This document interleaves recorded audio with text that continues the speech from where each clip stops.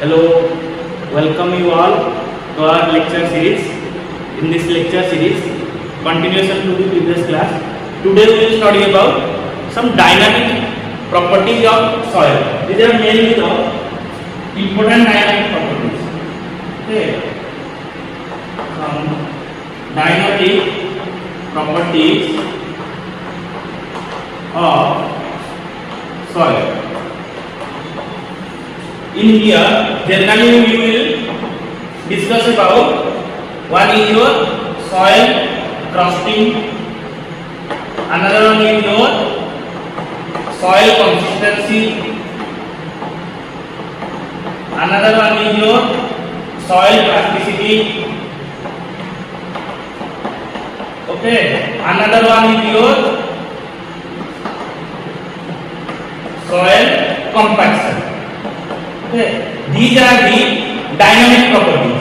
Why you talk them as dynamic? Because there is a soil aggregate. You are applying some force, so there will be resultant soil reaction will be there. So in dynamic property, what we observe, applying force, there will be changing in soil reaction. Okay, but the soil structures which the resultant reaction, they are not permanent. They are dynamic.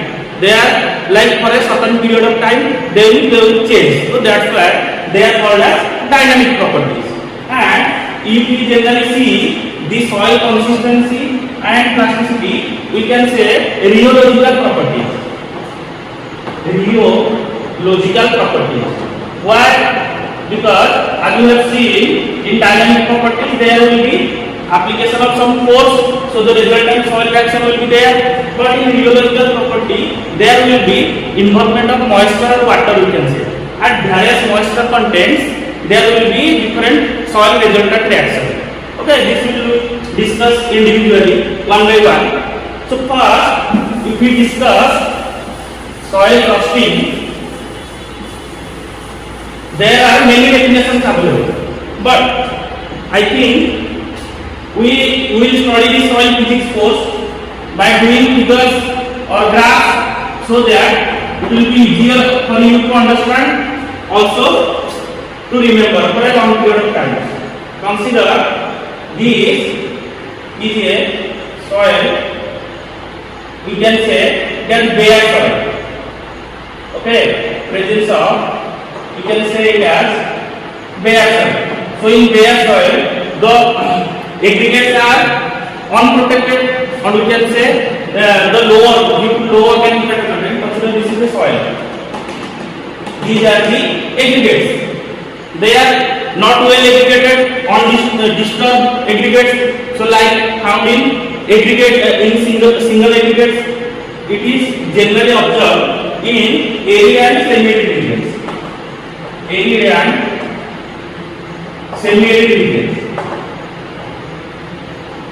Then the aggregates are loose. We can say the aggregates are loose aggregates. This normally happens in arid and semi-arid regions. What happens? The low organic matter content is there, so the aggregation is not well defined. The kind of low aggregates are there. So after some time, if rain occurs,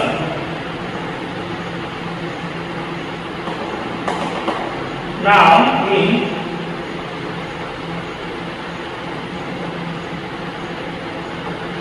this is rain happens or will be irrigation. So what happens? The large aggregate now broken down to smaller fragments. Okay, you can say these aggregates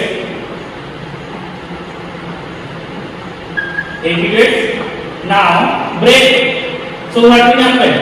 We also discussed in our weathering chapter. After breaking, there will be large particles and small particles. So these small particles, so now these small particles will what will do? They will clog the pores. Here you see loose aggregate. Now after beating action of the raindrop, these fine particles Now clogging the pores. Clogging of pores is there. Okay, now we have seen clogging of pores. So what happens after clogging of pores? Their infiltration of your water is reduced. So now after some time there will be dry condition.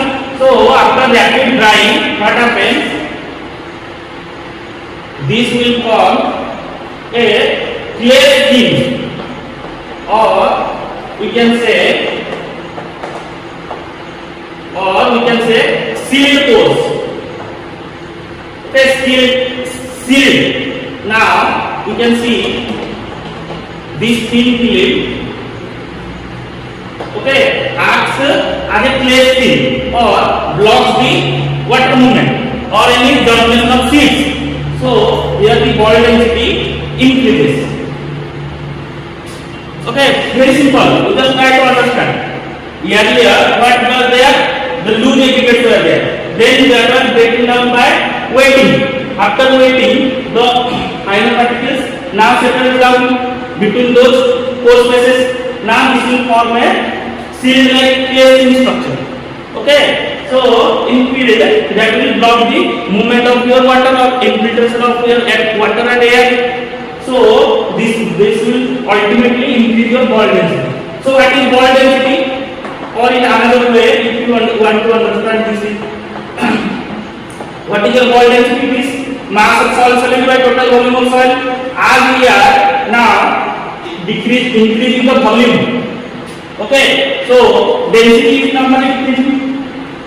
Or if we see here the density is increased. Okay, so what will happen? The volume is decreased. If density is increased, then the total volume of soil will decrease. This is very simple. If you want to define also, you can say the soil structure. Okay, after wetting, the large aggregates get breakdown. Okay, and after some time, if rapid drying happens, they will form as a thin film on the surface of the soil that will block the movement of water and air, and this will be high ball density. This way we can define soil crusting. If we see different types, you can say they are mainly, we discuss first physical crusting. Physical crusting is also two types. We can say one is depositional, or we can say erosional, and another is structural. As we have discussed in parent matter with the soil forming factors, like one is transported soil, one is sedentary soil, like this way. You just think one is depositional and erosional. What happens? The large aggregates may have broken down to small fragments. They will erosion away, or we can say sedimentational. So what happens? With runoff, they will move to lower layers. They will be deposited like that in layer wise. Okay, this will form a thin film also. This may be act as a soil crust. Okay, this is depositional, or we can say erosional soil crust. And coming to structural is of, we can say, four types. Structural is of four types. You now understand that?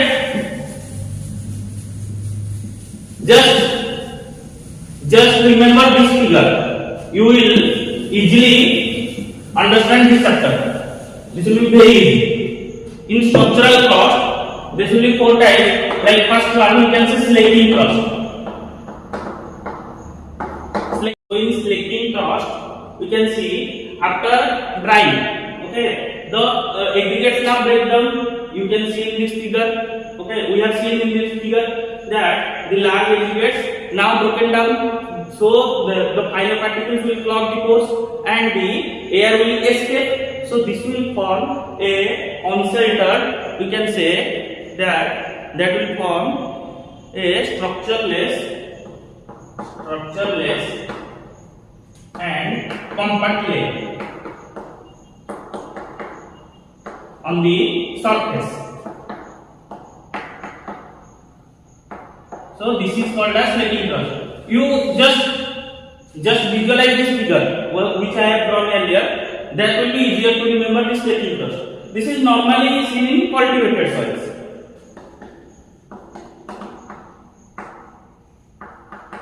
Then coming to another type of structural crust, which we can say infiltrating crust.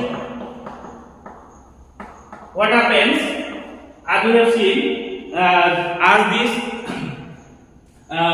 smaller finer fragments blocking the pores, the infiltration of the water is reduced. So this we can say an infiltrating crust. Okay, this mainly observed in this blocks the infiltration of water. That's why these are called as the infiltrating crust. Normally observed in where silted or you can say clay textures. Okay, this type of soil texture is there. This will be congenial for forming of this type of structural crust. If you see another type of structural crust, that is we can say coalescing crust.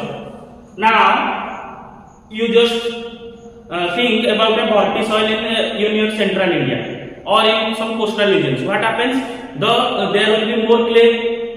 Okay, the more clay structure, what forms? They stick together and coalesce. You can say stick together or coalesce. Where there is more clay in bhorti soils. So this will form a thin film-like structure, which will be hard like a coherent mass, small thin coherent mass. This will block the movement of water and air. So this is type of coalescing crust. I think now it will be very easy to you people understand. Then another type of crust in structural crust we can say sieving crust. So what is sieving? When you use the sieves, what happens? The large particles stay as per the mesh size. The large particles stay upper and the lower particles pass. Like that way, in sieving crust, the soil acts as a natural sieve. You can say this soil acts as a natural sieve. So what will happen here? The sand particles will be deposited on the upper surface and the iron particles will be moved lower. So these sand particles on the upper surface, this form a thin sandy layer of soil. Okay, you can say sandy layer. This is mostly observed in some coastal areas. Okay, so sandy layers get deposited. This type of crust is called as sieving crust. Now coming to chemical crust.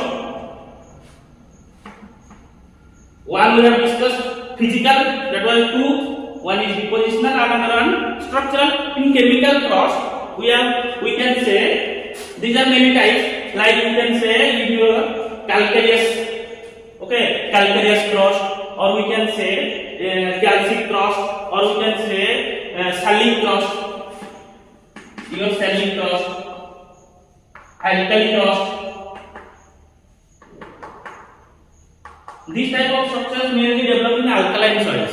So what happens in saline crust? We have seen the calcium carbonate deposition will be there. So this will form a concrete-like shape, and on the surface this will block the movement of water and air. So this type of structure is also found in arid and semi-arid regions. In saline crust we will see white color. Normally see the saline crust. This will be seen in white color, and alkali crust normally black color because of dispersion of those your organic matter. Okay. So in this way chemical crust. Then another type of crust we can name it as biological or cryptographic crust. Biological or cryptogamy. So what happens in biological? We have normally seen the growth of lichens on the rock structure. We have normally seen. So this type of crops mainly develops of, you can say, bacteria, fungi, mainly occurs to lichens on rock structure, and I can say your algal growth and rice cultivated crops. Algal growth. These are less commonly observed forming cross. Okay, you can say algal growth as rice field. Okay, now we have known the what is cross and different types. Now, if you see how to manage this cross well, this is very simple. As we are applying force, the force may be your natural or your artificial. If you in artificial force, what was there? Delays, your irrigation, natural rainfall, like that structure. So natural we to control natural way, that is very difficult. So for we are doing delays, artificial way, forcing the soil to change. We can reduce the delays. There are now different tillage methods are available. Reduce tillage, zero tillage, like this type of cultivation we can do to manage the soil crusting. Another way we can say application of organic matter. This will bind the structures, loosely aggregated your structures will bind and well aggregated soil unit form. So this will reduce the soil crusting. Another way to manage, we can say mulching, use of surface mulch. Okay, this will reduce the raindrop impact on directly surface. You write these points. Then addition of soil conditioners. There is, if you add the soil conditioner, there is a question asked: what is the difference between soil conditioners and what are the soil ameliorants? In ameliorants, we generally see this corrects your acidity, alkalinity, all these problematic features. Okay, but in your conditioner, like you use AC, now it is hot there, we use AC, so this will cool down. Like that way, conditioning the soil, we use normally soil conditioner like B.Sc or HAPA. We'll discuss it in another class in a broad way. Then, and to measure this cross strength, we have seen what is cross factors affecting. Okay, and what are the types, how to manage. If you want to measure the cross strength, we normally use a modulus of rupture test. Modulus of rupture test. This test we will discuss in practical class. Just remember now here, modulus of rupture test. Now, coming to another dynamic property which is very important, soil consistency.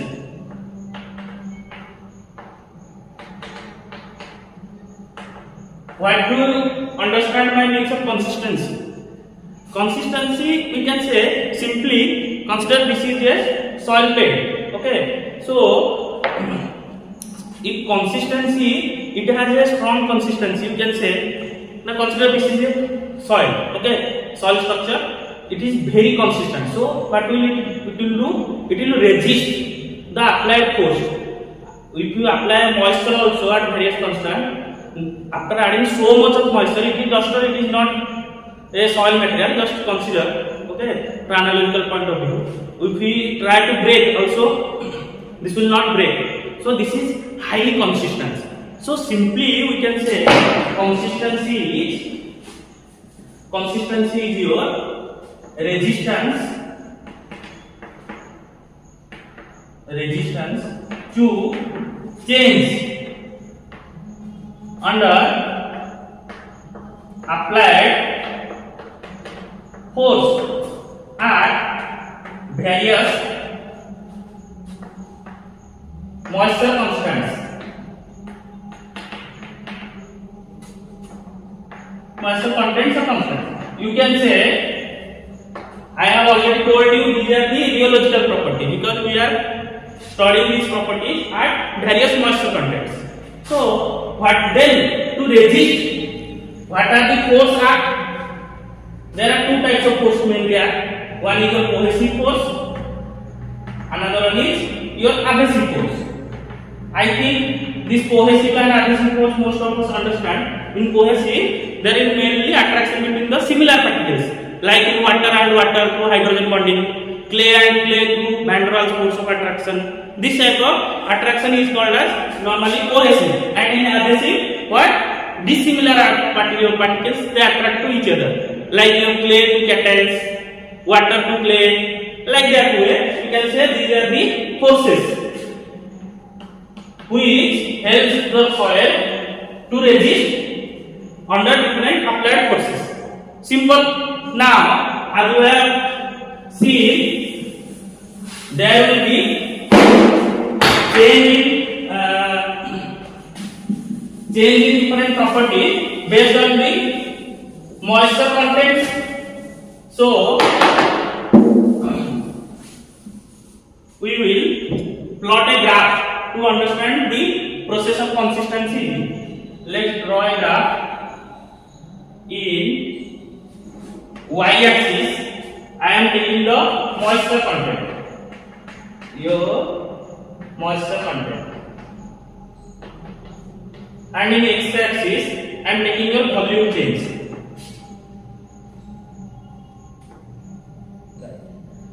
So earlier we have seen this is hard consistency, or we can say the soil is now very hard, or it is a dry soil. We add some quantity of water. Now it becomes moist. Okay, or we can say semi-solid. Now, upon addition of more quantity of water, the soil behaves as plastic. Okay, so we can see this is fairly wet. And adding more water above this, the soil behaves as viscous. Okay, there is a very wet. If we do very wetting, this will be behaves as very wet. Then application of more water, this will behave as liquid, true liquid.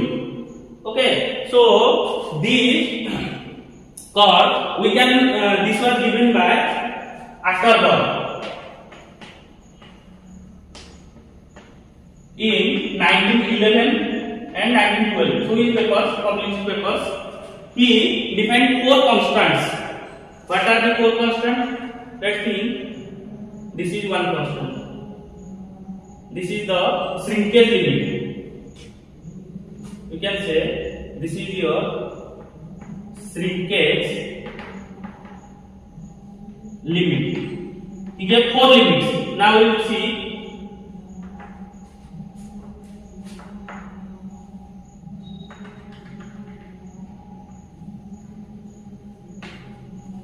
What are the 4 limits? Another limit was your lower plastic limit. Lower plastic limit. And this point is upper plastic limit. Upper plastic limit.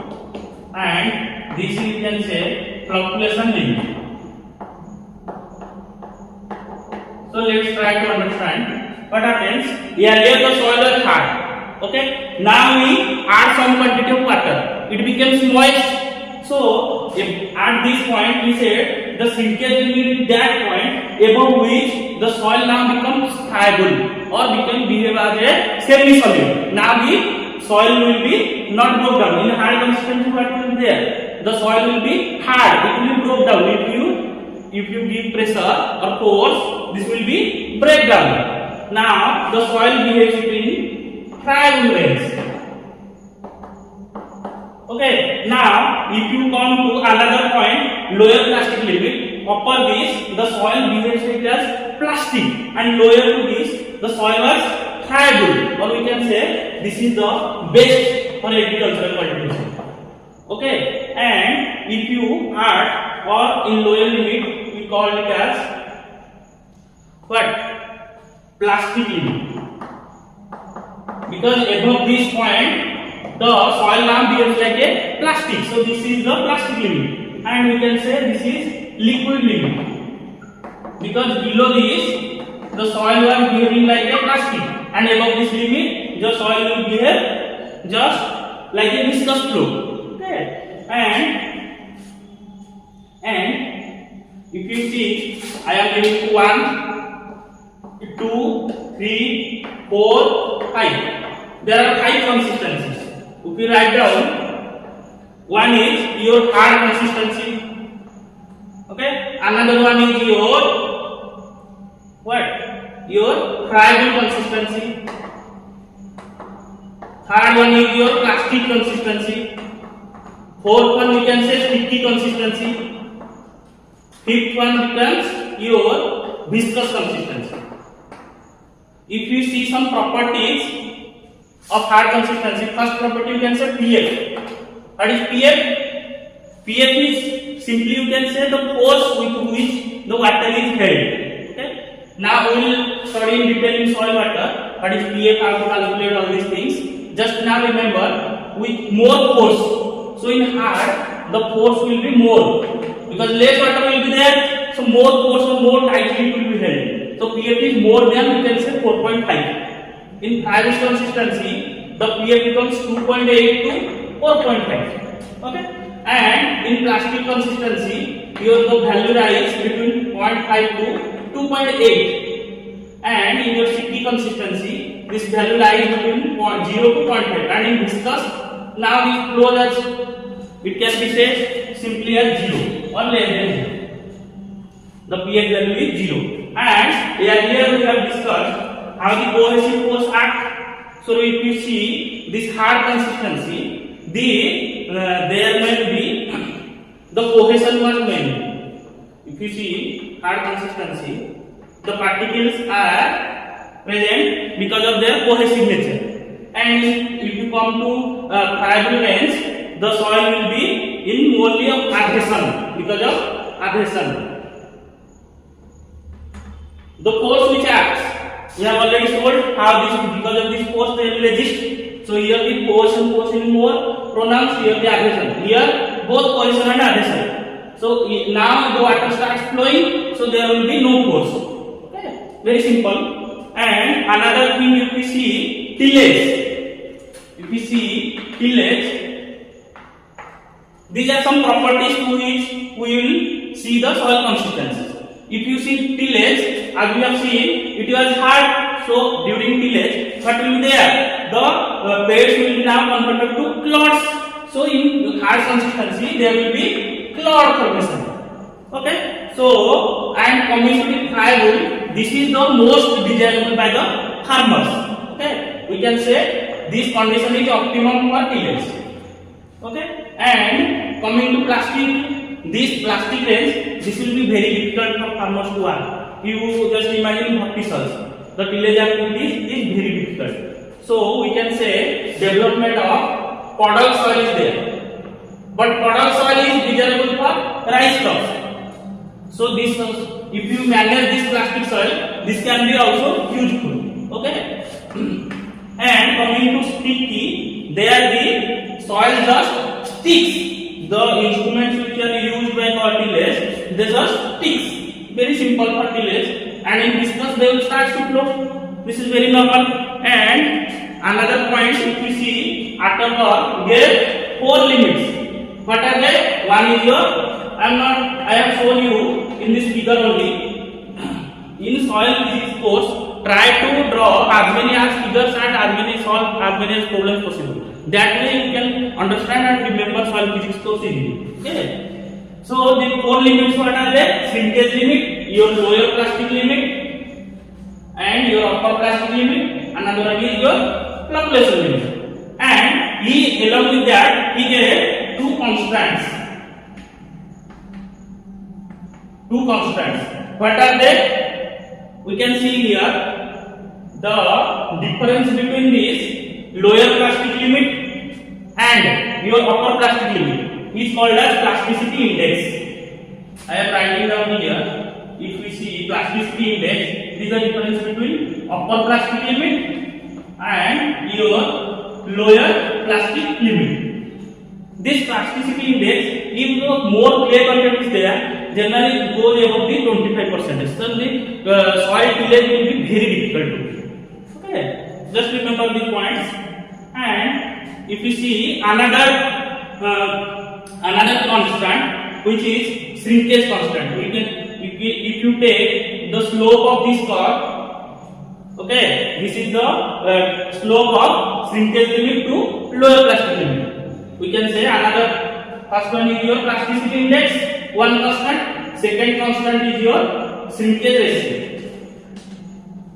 Shrinkage ratio. So now you have known about soil consistency. Now we come to soil plasticity. This is the very easy way to remember if you draw figure. Okay, if you just go through the theory, then it will be very difficult for you to remember all these points. So coming to plastic, we all have seen plastic. What is plastic then? In cohesion, what was consistency? What was happening? They are changing to they are resisting to change. Okay, but in plastic, what will happen? If you apply the force, okay, the soil will change its shape or rupture to form its another shape. Okay, but if you now we applied the force, just think it is a soil we applied, now it becomes a duster. If we remove this force, okay, this will maintain its original structure. This is plasticity, very simple. If you applying force, then it will be deformed, resultant force. After the resultant force, there will be deformation or any new shape will be formed. But if you remove the force now, this will maintain its shape. Okay, this is plasticity. Very simple.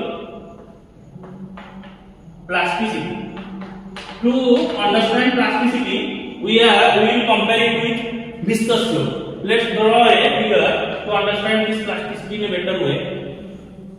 Think this is the, we can say, volume change, or we can, some books it is written as strength. Okay, and here we can say force applied,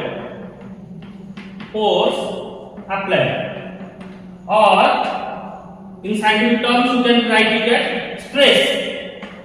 So if you draw the curve between stress and strain, I am writing it as V for giving symbol to the volume change V, and force tends to F. Force tends to F. So what will happen? By applying your force in your viscous flow, let's consider this is curve 1. This is your viscous flow. We can see by applying the force, simply the flow volume change starts. But in plastic soil, what happens?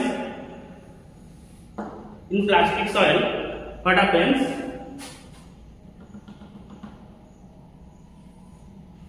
There is a yield value.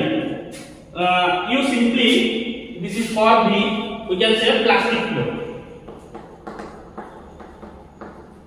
There is, you just think it is a glass of water, glass full of water.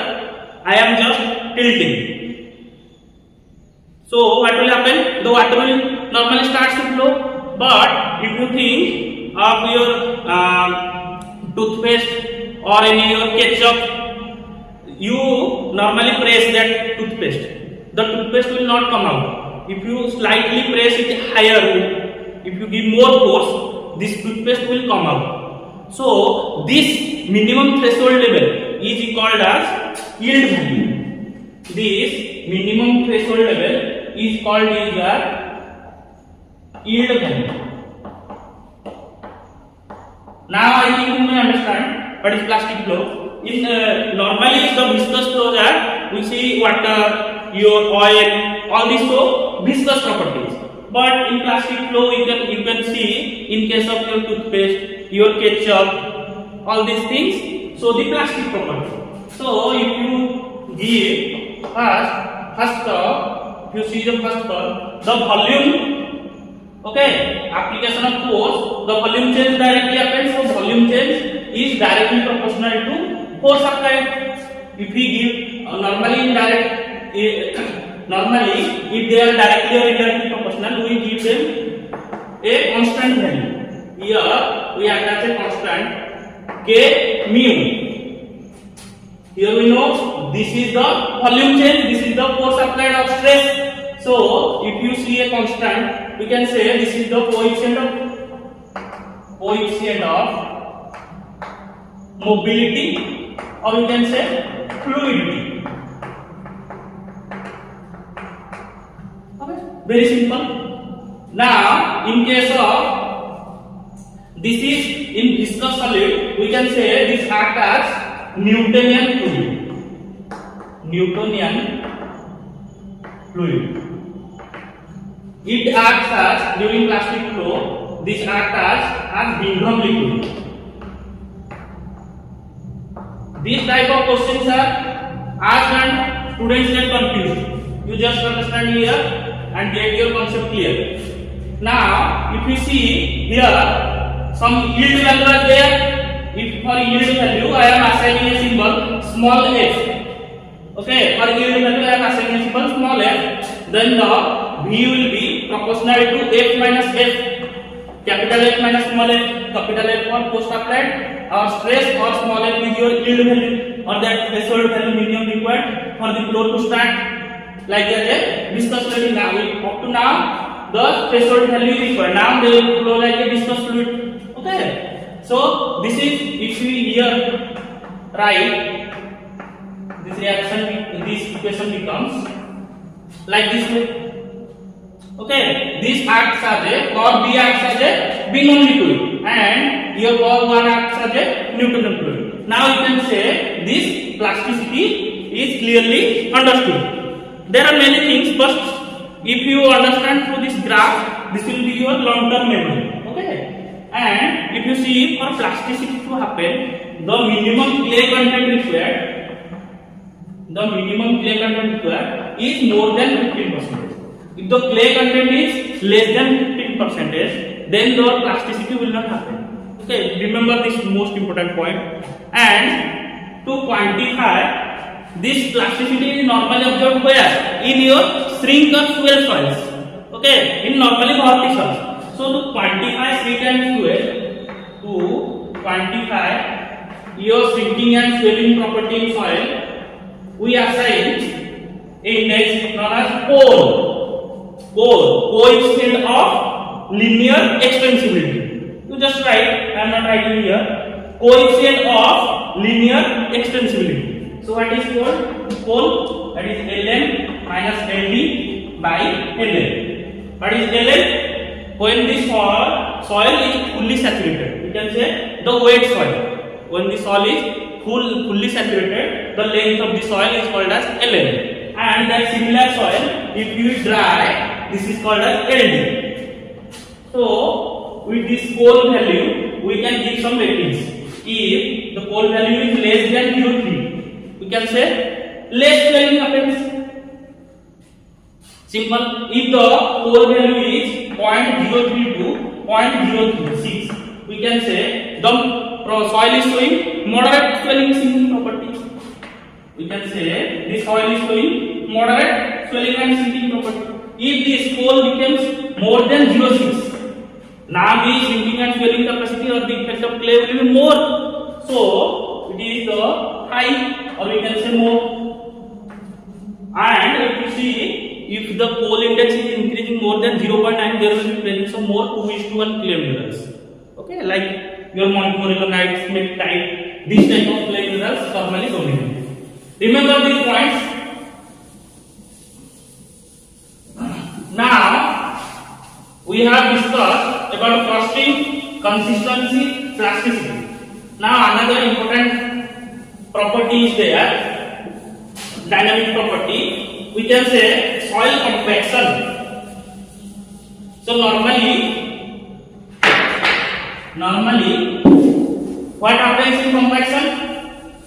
We reduce the size. soil compaction.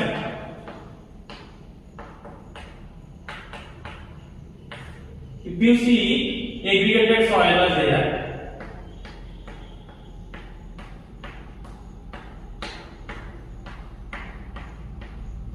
okay, think this is a aggregated soil, uncompacted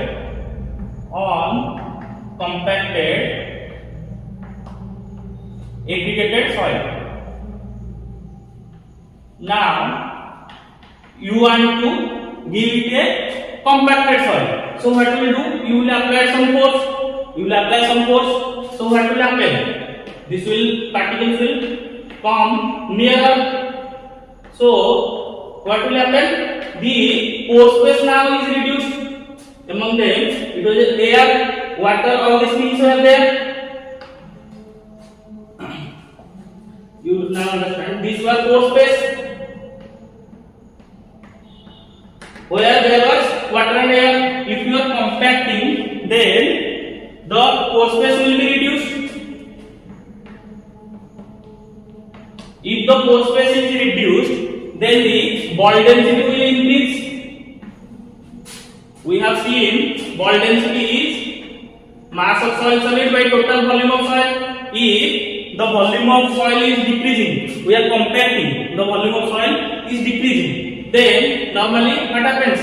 The ball density will increase. Don't think here the particle density. We are considering about bulk soil, not thinking about the minerals or the particles. So the ball density will be higher. So what happens in compaction? Along with compaction, other two words are normally used. So where the students get confused? I think one is your soil compaction, another one is your soil consolidation.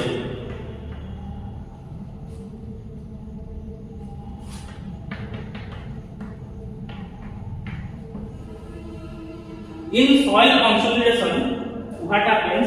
Here while we compacting, we are actually reducing the macro pores or just removing the air. In soil compaction, just remember we are removing here the air from unsaturated soil. From your macro pores, we are removing the air, okay, from your unsaturated soil. But in consolidation, what happens? Normally we have seen during our flooring works, okay, we just consolidate our soil. So what happens? We give water, then during flooring you have seen the hammering was done. During our flooring work in my construction home also, I have seen during flooring they will add just water, then try to consolidate. So what happens in consolidation? The saturated soil, we are adding water, we are saturating the soil and removing the water to consolidate. Removing the water to consolidate. You observe the difference here in soil compaction. Normally the air is removed, okay, not with the water. But in soil consolidation with the normally saturated soil, okay, after wetting your soil becomes saturated and we remove water. So this is a particular importance for the engineers. You can say this is particular importance for engineers. As you have seen, this is important construction work. This type of property, this is mostly used by engineers. And another one property is there, which is called as soil compression. You can say this compaction and consolidation is soil compression. Soil compression is simple. Just apply force, the resultant volume change will be there. That is called as compression. This may be removal of the air will be there, removal of water is there. So that both consolidation and compaction comes under the compression. This is very simple. Students often get confused. From this way, I think you will be better understand. So this compression is also not of our interest. Our interest is to study compaction. Now, if you see compaction, then to understand this compaction also, we will draw some curve. As I said, in soil physics, most of the concept I will be teaching through doing the figures or problems, so that it will be easier. So for this, we see draw a curve in x-axis. I am taking moisture content. You can say soil moisture content. Okay. In y-axis, we are taking dry ball density. Dry ball density.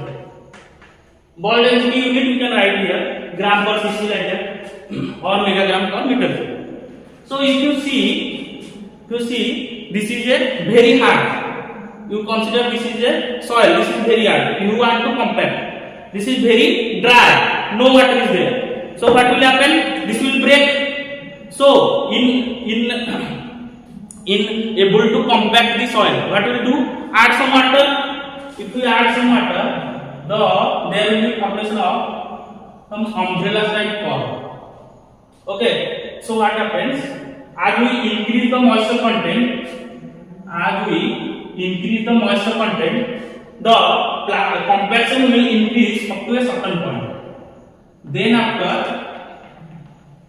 after increasing the moisture content, this compaction will be reduced. We draw the diagram like this way. We can see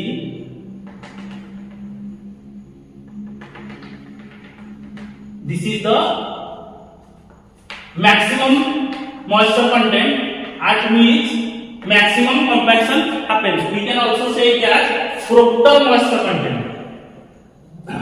Okay, and if I draw another curve here, we can say that is zero air void. So what happens? In theoretically, actually, if you see, for compacting we are removing simple the air. So in theoretically, this is the maximum compacted soil layer where there is zero air. But in practically, this is not possible. In natural conditions or practically, we can see the allowable range to compact the soil is of 90%. This maximum content observed at 90%. We can say this is allowable range is maximum 90%. Okay, this is, you can say this is your maximum compaction occurs. Now this way you can understand. Okay, don't get confused here. This is drawn, this curve is drawn to show that theoretically there is also possibility of maximum compaction by removing all the pores. But practically this is not possible. Okay, this remember. And we can say here another point. First point, if factor affecting is asked, you can write all these as I have discussed. Like dry soil just break down if we press, but after adding moisture, how the compactness increases and how this decreases. You can write first point. Then second point, if we see from this figure also, the compactness, your compactness is exponentially related to your moisture content. Simple. From this graph you can observe. Another important point is your texture. If consider there is a coarse texture soil, another one is your fine texture soil. So in which texture, to achieve this compaction, the minimum water will be required. Think, in your one texture is your coarse texture, another one is your fine texture. Just consider where the moisture content will be less in coarse texture soil, because the presence of macropores will be there more. Okay, so removing air from the macropores is easy compared to the micropores. So normally to achieve compaction in coarse texture soil, we can see the coarse texture soil has easy capacity or low moisture required to achieve this compaction. And we can say this feature actually is helpful. How? In coarse texture soil there are more number of macropores, so the retention of water is very less. if we try to compact this post-structure soil by removing the macro pores, the water retention will be more. So normally the root germination, seed germination will be, or growth will be higher, or you can say seed germination will be easy. You got my point? These are the major factors affecting your soil compaction. And if you do manage soil compact, you can do, if you want to manage this soil compaction, what will you do? You can do subsoiling, your chisel plowing. These type of plowing activities are done to manage the soil compaction. And if you want to measure, the compactness, we normally do standard Proctor test. I have already shown you that where the maximum compaction happening, we can say that as Proctor moisture content also. Proctor moisture content. These type of questions are asked. Just be careful and try to remember. To measure this, we use standard Proctor test. So that's all about our this class.